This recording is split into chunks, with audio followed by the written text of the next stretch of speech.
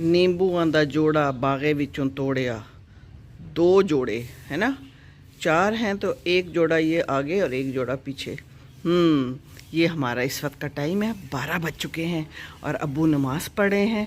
जैसे ही टाइम होता है तो अब्बू नमाज़ पढ़ते हैं और फिर अंदर जाएंगे, खाना खाएंगे, हमारा खाने का टाइम हो जाएगा।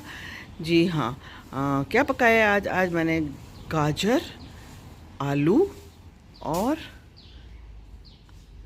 मटर ये बनाए हैं। बड़े मज़ेदार बने होंगे यकीनन। है ना। बाकी पीछे सफाई हो रही है और मौसम अच्छा शानदार है। अब्बू नमाज़ पढ़े हैं, हम ज़रा आगे चलते हैं और आपको दिखाते हैं कि आगे क्या हो रहा है हमारी ज़िंदगानी में।